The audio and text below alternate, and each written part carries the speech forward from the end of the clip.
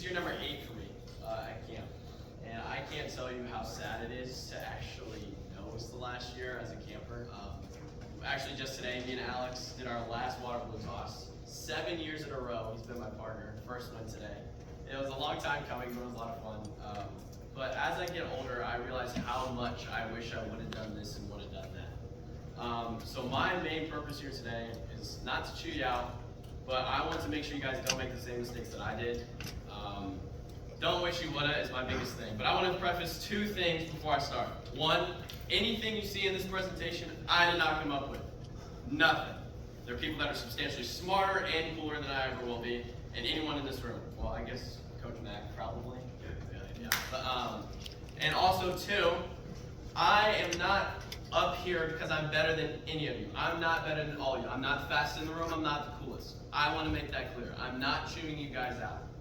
This is something that I just want to help you guys with because on my 8 years of camp, I've never had an athlete speak. I think it's important to hear someone that you're in your own shoes right now. In your own shoes right now, I'll tell you, obviously if your brother tells you to do something other than your parent, you're probably going to listen to your brother, right? Well, I'm the athlete in this situation. I think it's beneficial to hear it from me. So I kind of want to explain these 2 pictures. You may recognize the guy on the right. That's Ryan Palmer. He's one of the counselors. He's been one of my dearest friends for years. He's a great guy. That was after my first ever high school cross-country race in Eagle Valley. That's when I learned 3 miles is a different beast. I kind of died. Their course is horrendous, but that's a whole different story.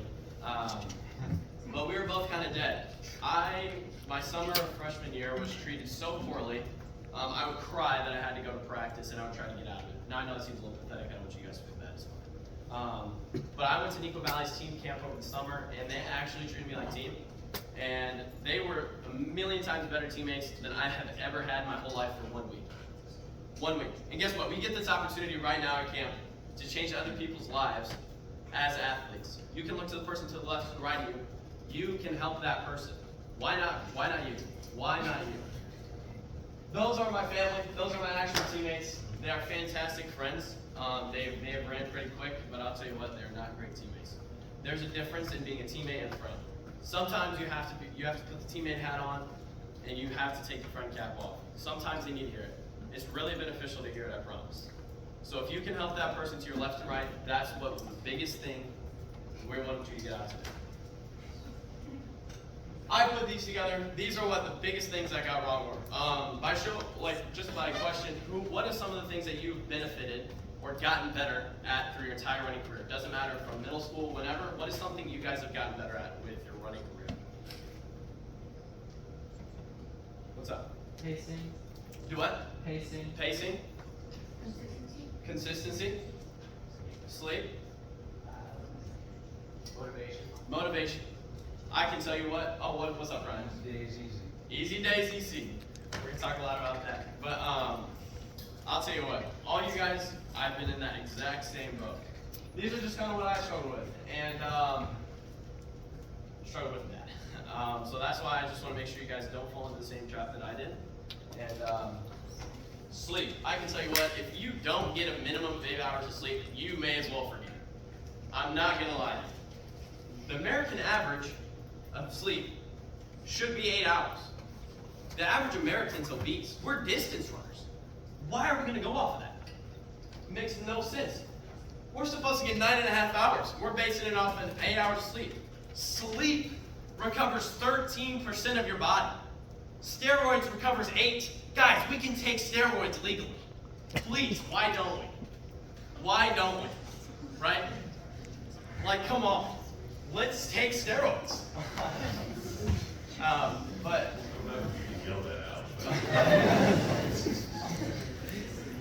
I can't stress to you how important sleep is. One of my buddies, he ran at the U20 championships in the 1500. He just got 3rd, so he may be going to Pan Am's, which would be super awesome for him.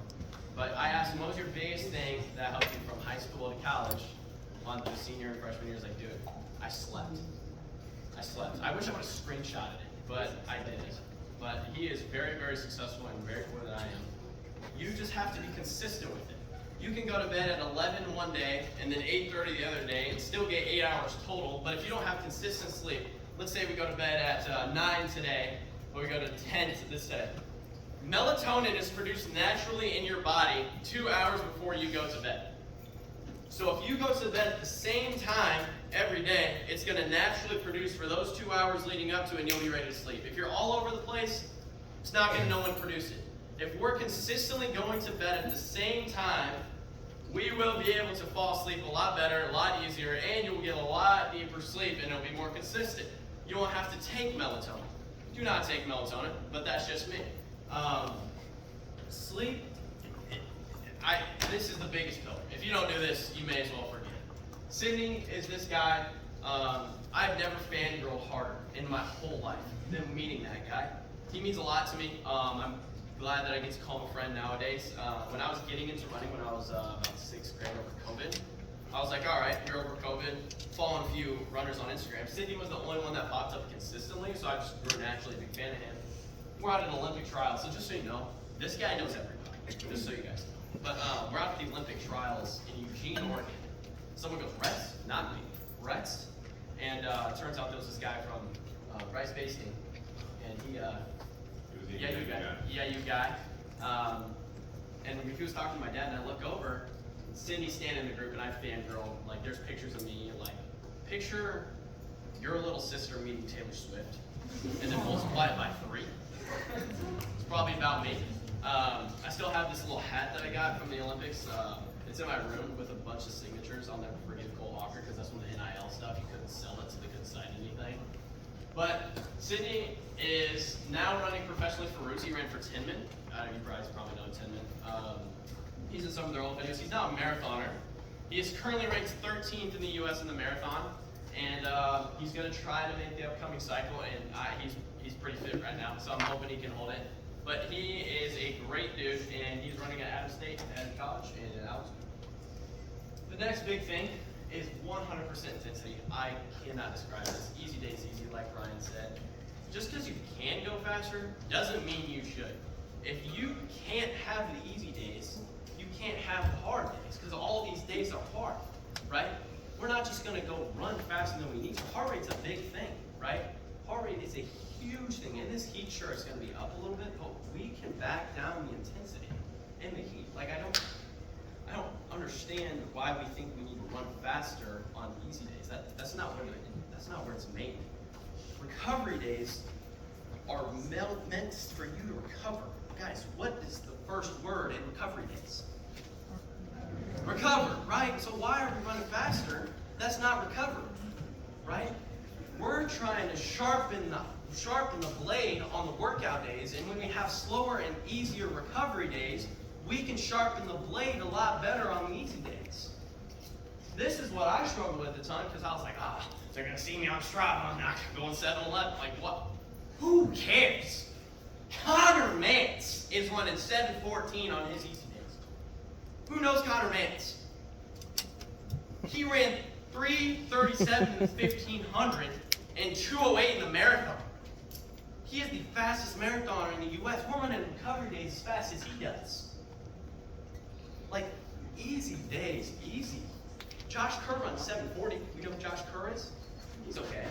He's connected to EIU too. His coach is an EIU graduate. Workouts. Oh, I was going to touch on workouts. Workouts, if you pick the correct day, you have to be intentional about your workouts and what you do, right? I'm not telling you to not listen to your coach, but there's certain times for everything. Threshold, which we'll talk about next, is the most beneficial thing that you can do. But if you aren't ready for your workout, you need to back it down. I've had days, actually this week. This week we had a threshold workout. We were doing repeat 400s, 95 back home. We were trying to escape the heat. We just did threshold 400s. I was underhydrated, it was hot, I pushed it too hard, I needed to back that. I had to cut the workout short because I was dead. It was faster than what it needed to. I could have kept going, but we're not getting anything out of just beating a dead bush. We're not getting anything out of that. If we have got to just figure out what is appropriate when. Colin, that's teammate killed. Okay, so this graph, like I said, threshold is the most beneficial thing you can do. We just found a whole bunch of stuff from Jeff Messer is the smartest guy ever. This was an actual text text that he sent, I just asked for 2 to 3 sentences. He'll explain this in a second, but this graph, I mean, you can kind of understand when recovery is your base, and obviously raising everything else. All right, so here we got low intensity, high intensity, right? Less fitness gain, higher fitness gain. You can do the math on where this is. If you are a person who is potentially trying to increase your fitness on a consistent basis, if you do lots of hard things all the time, is that sustainable? No. So you gotta do things that increase your intensity, increase your fitness that are a little lower intensity. Threshold's perfect for that. Lance, read that quote. The threshold workout is important because it not only infuses one, a robust, but also very manageable stimulus for continuous cumulative aerobic power development. That combination of robust, relative to simply foundational aerobic running and manageable recovery can be expended and thus supports subsequent quality training in the very near future. As distinct from profoundly exhaustive training is very, very attractive to evolve long-term development for endurance athletes. Who understood that? Yeah, no, so that's what Darcy, you heard him saying that out loud, right? You can just hear those words. I can just hear his voice. Yeah. Can you give a short synopsis of what that means? It means that you get a lot of bang for your buck going at a pace that's challenging, but you can also recover from. So let's think of it this way. This line is the line that I can get to and it be manageable. If I go above this line, it's not manageable. If I go too far under that line, I don't get any growth from it. This is not exactly how it works. This is just a visual. This line, let's say, is threshold. The closer we can be to it and not over the top of it and keep it for a longer period of time, but I will create more change. If I got too far over that line, that's not sustainable. It's going to take me longer to recover from that because I get too high. Make more sense now? That is why threshold is so valuable for you specifically. Go ahead. Consistency in our program, and I think a lot of other programs, consistency is key. By Gene Johnson is quite often referenced. Like I said, if you don't consistently do everything, like I'm serious, down to the little details, the sleep, snacks, whatever it may be, it needs to be consistent. Here are some of the things that I think that you can consistently have. Like I said, our sleep is not good. We want to be great, right? You guys are here, you're taking time out of your summer when you could just be home playing games or whatever it may be. You're here, running, getting up. You want to be great. So we're going to focus on this column. We're going to focus on this column. Who here looks at this? Oh, you guys can see that. You guys, who here thinks they do a lot of things great? Exactly. We are trying to be great, but we're doing good and full. We're doing the absolute minimum to get the absolute maximum out of a reward. That doesn't make sense, does it? Does not make sense. We have to focus on the great column. And I'll tell you what, I like my McDonald's sweet tea, but we do not have that one going consistently. One of the things I do want to touch on for this slide a lot is strength. We are a program that loves lifting. If you ignore the weight room, you are crazy.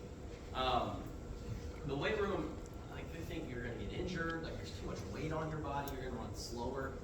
That's a hunk of baloney. We have so much more research that is debunking that. You need to be in the weight room at least 2 times a week. I like to try to be in there at least 6, but yeah. If you don't hit your strength days, you may as well forget it. Because not only does that help prevent injury, that strengthens you. Why? Like, it doesn't make sense why we're not. Tell me why that makes sense. Why we want to get stronger, but we're not trying to get stronger in the weight room. Does that make sense? No. Okay. So Patrick Hilby is one of my really, really good friends. You may know him. He is now running at the University of Wisconsin. Hilby is a fantastic dude. But if you look at him, he's a pretty swole guy. He used to play football, and he said that the biggest thing that was beneficial for him is he could feel his arms. If you look at him, his arms, when he runs, they're humongous. And we always give him crap for that, but running that fast because of his body.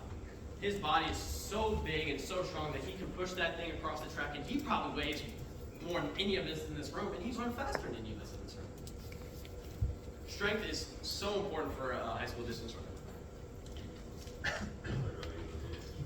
How do you think I should?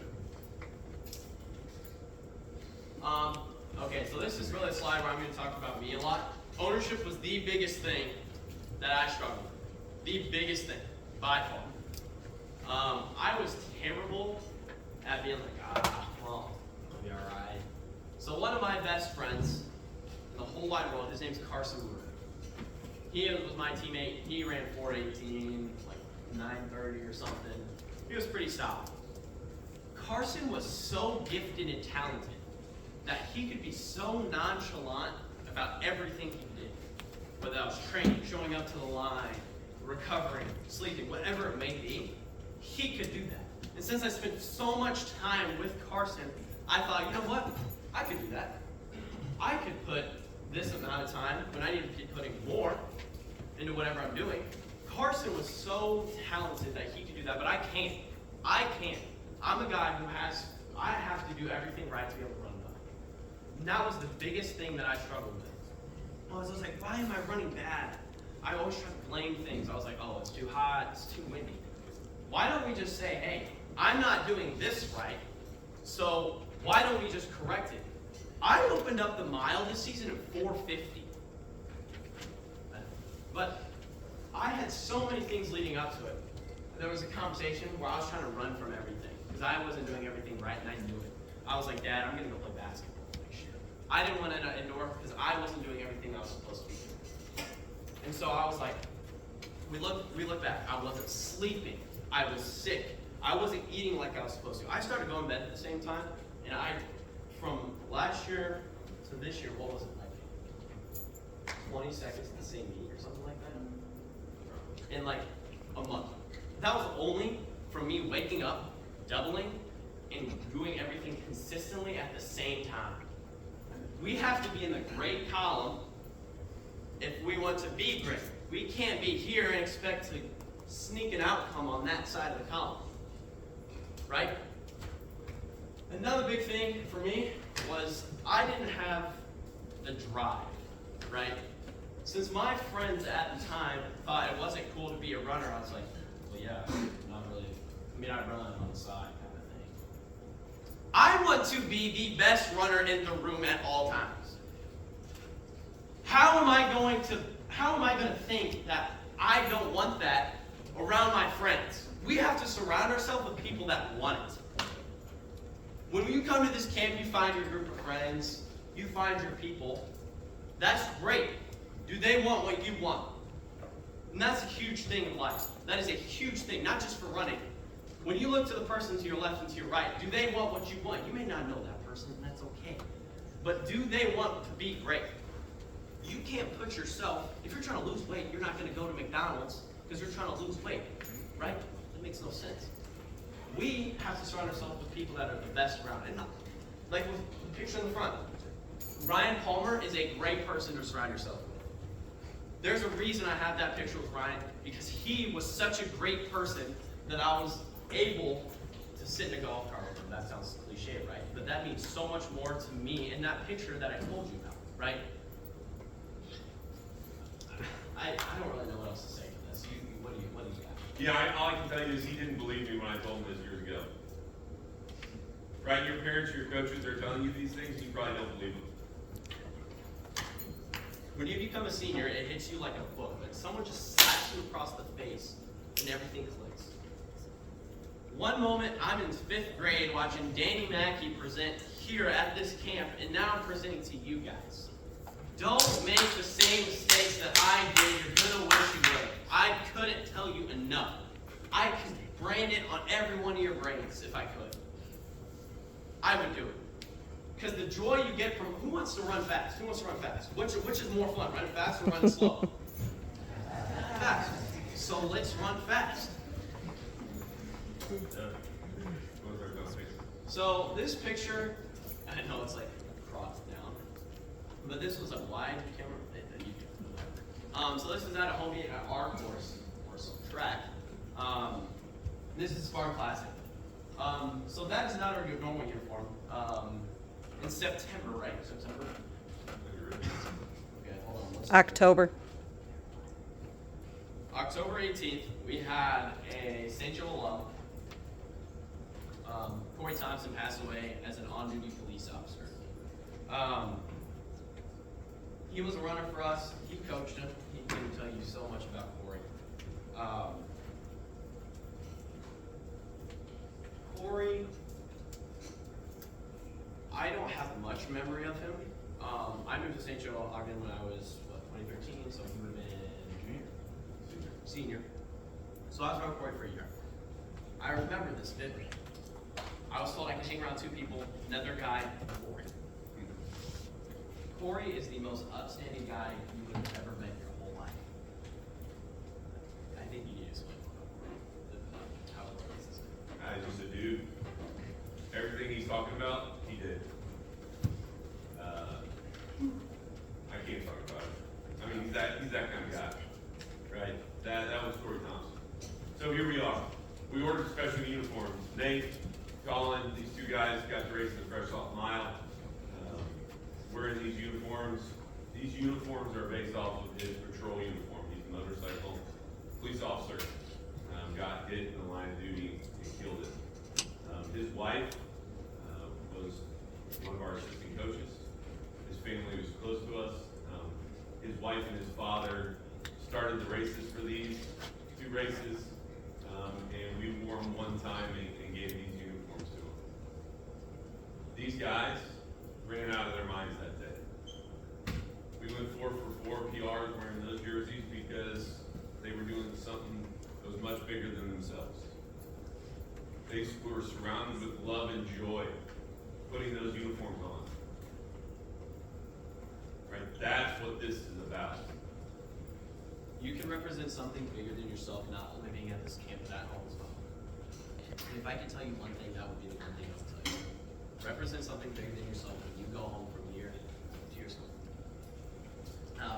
1 second before we play the video, there's a picture of me after that I PR'd, and it was with his family and our other teammate Jack, who was the other kid in my race. We all PR'd. I'm literally in tears trying to smile. It meant the world to us, and that picture has so much more meaning because Corey was that guy. He was the guy that you wanted to be around and hang around. But this is Grant Fisher, on bright side.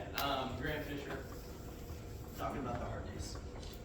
Done with school, I was tired of school, I just want to run and maximize my running. So I did that for like a year and a half.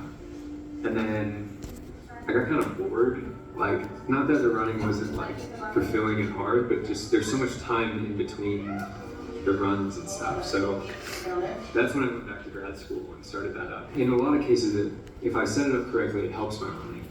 Like taking my mind off of that, doing something else, making progress towards something else. Especially if running is kind of not going super well or plateaued or whatever. It's nice to have something else to have as an outlet.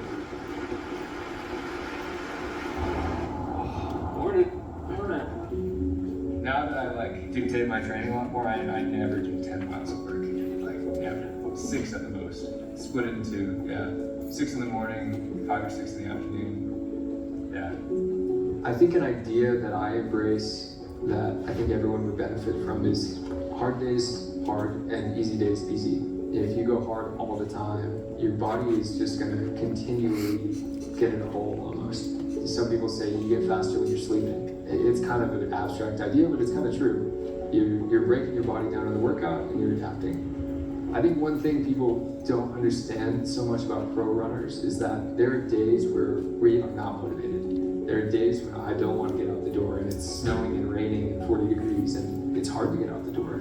It's not so much getting rid of the doubt or getting rid of the days where you don't have motivation, but it's confidence that you can overcome those moments. So if you want to be consistent, enjoy it and know that every time that you make a little decision that makes you a little more consistent, it's going to be easier the next time you make that decision again.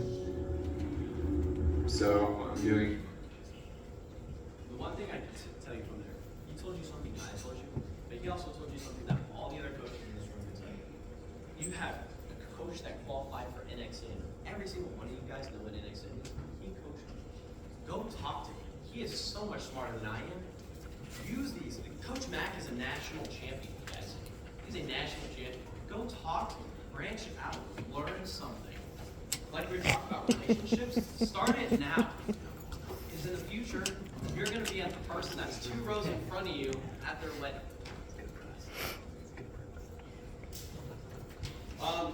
I just threw this one in there because I thought it was important, so it wasn't on the final slide, but that's okay. Race intentionality is a huge thing. You should not be racing all out every week. But that's just my opinion. If your coach tells you to, do it. I'm not your coach. When does your body break down the most? That's a question. When does your body break down the most? In your workout? In your workout? Close. Do what? Close to the end? Okay. When you're tired? What do all those have in common? Okay. Races. That was what I was looking for. Thank you. When you're racing, your body breaks down the most. Why, when we race, we don't take care of our body the most? We finish our race, we're like, hey, what's up, Meso, great race. Like, we need to go back to camp. We need to go stretch. We need to take care of us. We do a thing called a recovery drink. We drink our recovery drinks. We need to do that right after, right? We need to be intentional right after races. These are some of just our 3 kind of races that we have. Our first race is Doc Yak. That's the big race for us. His coach and damn near dad, Jim Ackland, is the former coach of St. Joe. His dad, usually called Dr. Death, right? Dr. Death. They have a meet for him at Paris High School. It's just a little place from here, not very far. But it's always so hot. There's this levee that's, you just get burnt to a crisp. You may as well run through a freaking oven. And so we do a tempo. We do a little bit of a workout. And you need to make the most of the day. We have our days when it's time to run fast. Spartan Classic is our meet. That's on the home course. All of you guys have seen the times on Athletic Net. It's 3 miles, not short. That's when we try to race. It's time to race at the Spartan Classic. It's not time to race at Doc Yak. We're trying to run fast in November, not September. Makes sense? Makes sense. Biggest thing here, championship race. Every single one of you guys has seen some sort of prelim race. They all make it to the final. It don't matter if you're, well, that's not true. If you qualify, you all make it to the final. It don't matter if you're 4th, it don't matter if you're 1st. You just gotta be there. Why do you need to try to win that race when you're trying to win the final? We need to know when it's time to race. So let's say we're running at state track. You qualify in the mile. Congratulations. You need to be first in your heat, or what, top 9 or 8 times? So top 9 or 8 times. You need to be first or second. You don't need to win that race. That's just an example that you guys may understand. So we're going to watch the 2016 Rio Olympics 1500 meter. It's the final Saturday of the Olympics, and you're looking at the Olympic Stadium, where we open up tonight with the final in the men's 1500 meters. And they're on their way. And Tom, we're so used to watching these championship races go out slowly and become very tactical affairs. And that's because no one in this race wants to become the pacemaker for everybody else. Why should you go out, run a fast pace that others follow, and then they leave you behind at the end? In the early going, Sektorowicz takes the lead, then Bustos of Spain, then Blankenship of the United States. You see the tall man in the back, Asbel Kiprop. His father was a 1500 meter runner back in my era, ran a 3:59 mile. His son was not a track and field athlete. He was serving tea at an Eldoret, Kenya hotel. His father was disturbed by that, so he went to the great Kip Kano and said, I think my son can be a runner. Can he join your training camp? Now, about 10 years later, he's a one-time Olympic champion, trying to become only the second man to win 2 Olympic titles in this event. Sebastian Coe did it in 1980 and 1983. And we're accustomed to seeing. All right, 6683. How many males that have run a mile, 1,600 in here, have run faster for their opener than 6:83. Raise your hand. Congratulations, you're in the race. Let's go. Kiprop at the back of the pack early, and when he gets those big long legs moving, you'll see him easily glide by the other runners. First lap in 66.8 seconds. Centrowitz, Bustos, and McWillis of New Zealand. 425 mile pace. How many have run faster than Guys 425? run 347 in the mile. Let's go. So that's hardly an impressive opening lap. Centrowitz, Bustos, Willis, Gregson of Australia.